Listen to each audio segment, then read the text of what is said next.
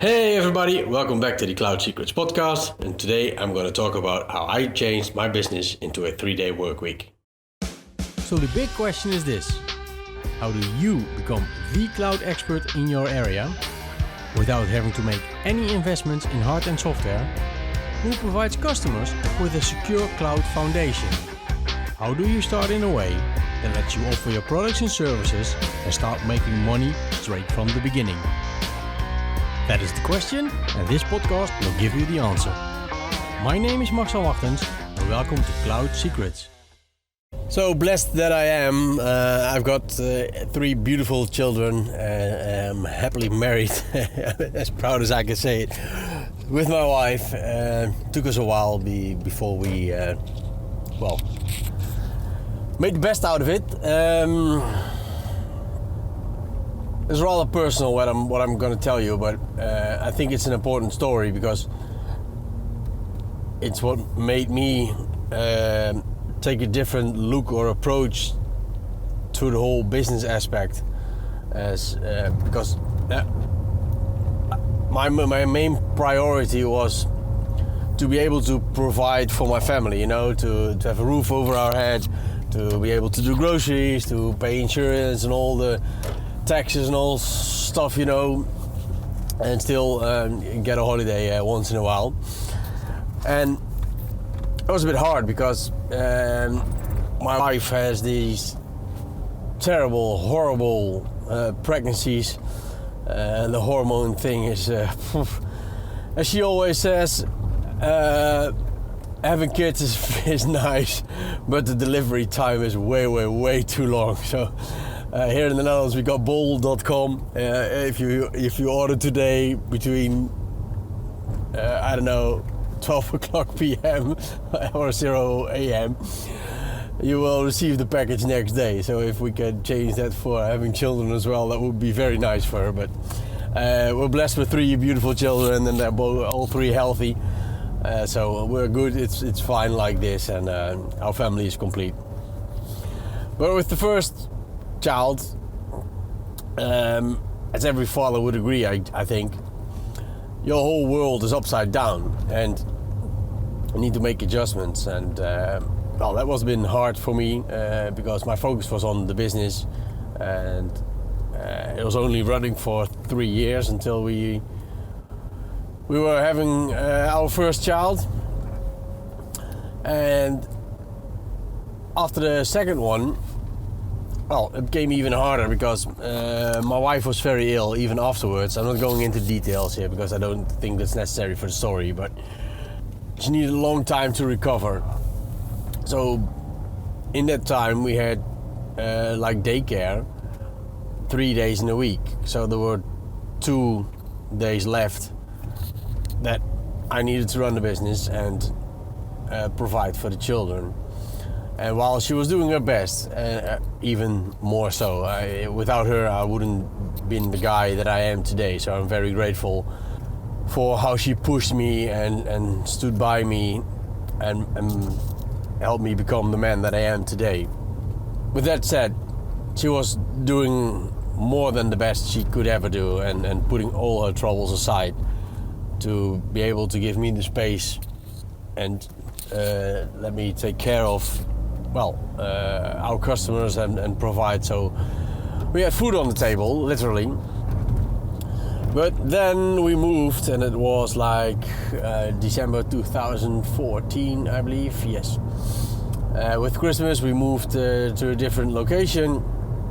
First we rented the house, and from there we were searching for our new home, And after a half a year we found it. And all the contractors there made a beautiful house out of it, and we're still living there and enjoying it every single day.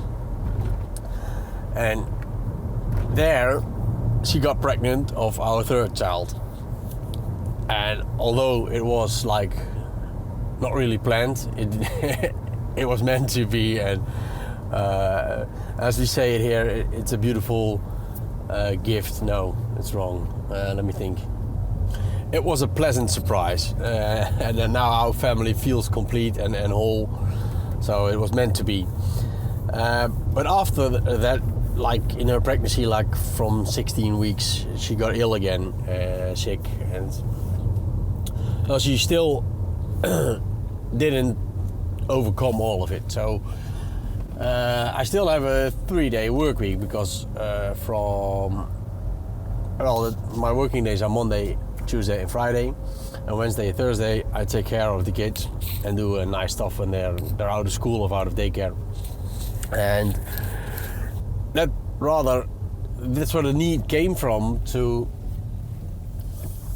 change my business, change the people we work with, change partnerships, change like everything, to accept the fact that these were my conditions for the next time to be, until she is completely recovered, because I wanted to be able to give her the space and rest so she could recover, while I'll still be able to provide without having all the stress, fear and doubts and anxieties about being able to provide. And that's where we, as I talked earlier on this podcast, we stopped serving all different kinds of services and products and really focused down to this one thing. And by doing so, I was able to systematize the whole process, from acquiring a customer until delivering on the promise that we made during the sale. And now we've changed personnel in the last couple of years. We educated our team, and it's like a really good oiled machine. So when we put in an order on top at the end of the line, a successful migration is rolled out.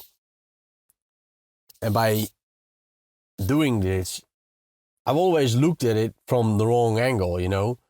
When you look at the problem, that I needed to, well, it's not a problem, but time was the problem. I needed to make myself available on the Wednesdays and Thursdays to take care of my family and my kids, and give my wife the space and rest that she needs.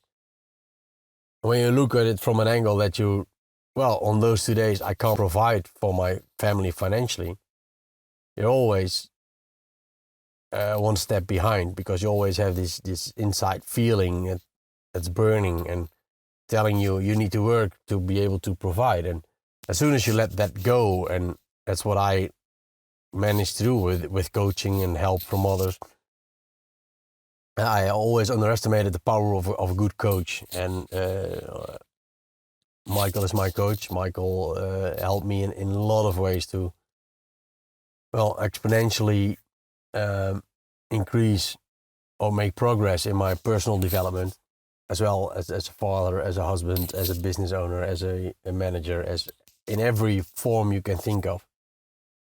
And now I look at the situation is that I'm blessed to be able to make the money that I need to be able to provide for my family. You still have a good life, you know. While I have 2 days in the week that I can spend time with my kids. I can go to sports, I can go to swimming or horse riding, all these kinds of things. And a whole lot of fathers can't do because they have these 40, 50-hour work week, excluding travel time. So that's what the story that I wanted to share with you would be how it's very, very, very possible, like very good. It sounds wrong, but how beautiful it is to be able to grow in this way, and that you can create this time for yourself, for your family, to be able to do what's most important. Because at the end of the day, when you're dying and you're laying on your deathbed, as a matter of speech, nobody's ever told anyone, I wanted to finish that project, or I wanted to help that customer. No, it's always, I wish I spent more time with my kids. I wish I had more time for this. I wish I'd done that.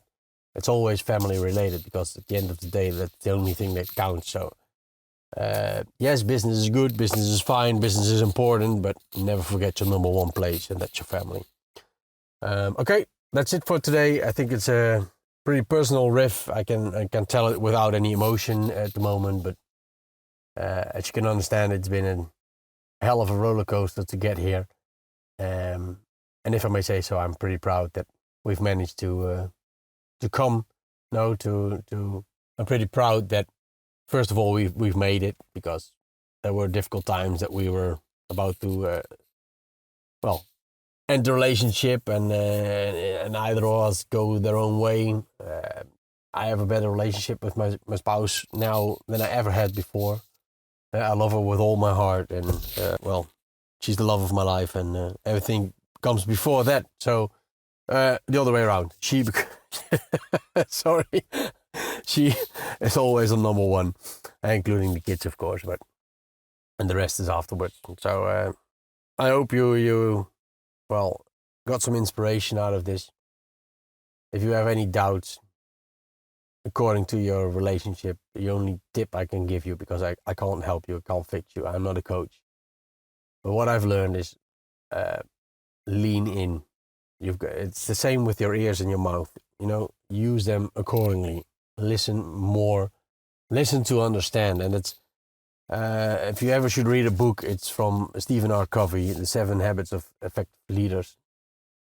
And that's, I don't know which habit it is. I believe one of the last ones, but is first understand the other person before you get understood. So you have to listen to really understand and comprehend what the other one is telling you before they get to understand you. And with doing that, and it's the same thing in sales, in support, in every call or contact you have with your customer, if you listen to understand, they feel blessed, because they finally have someone on the other end of the table, on the other side of the phone, whatever, who knows what's important and makes real time for the other person. So that's the best tip I can give you. It's not always easy. It's supposed to be tough, I think. And that's the same with giving and receiving. You can always share more, give more than you need to receive. So that's the way I do it, and that's the way for me it's working as good as it is at the time. Well, it's never been better, so that's what I meant to say. So if you like this podcast, please leave a review and rating on iTunes or SoundCloud or whatever you're on, Spotify. It tells me what's good content and not, and what I need to or can provide more of. So thank you very much, Marcel Martens, and I'll talk to you next time. Bye-bye. If you're just starting out, you're probably studying a lot. That's good. You're probably geeking out on all the strategies also, right? That's also good. But the hardest part is figuring out what the market wants to buy and how you can implement it in a way that always gives you the same result, right? That's what I struggled with for a while, until I learned the formula. So I created a special mastermind called CloudMind to get you on track with the right services. More importantly, the right tools to migrate your customers in a way that guarantees success every single time. Wanna come? There are small groups on purpose, so I can answer your direct questions in person. You can hold your spot by going to cloud-secrets.com/cloudmind. Again, that's cloud-secrets.com/cloudmind.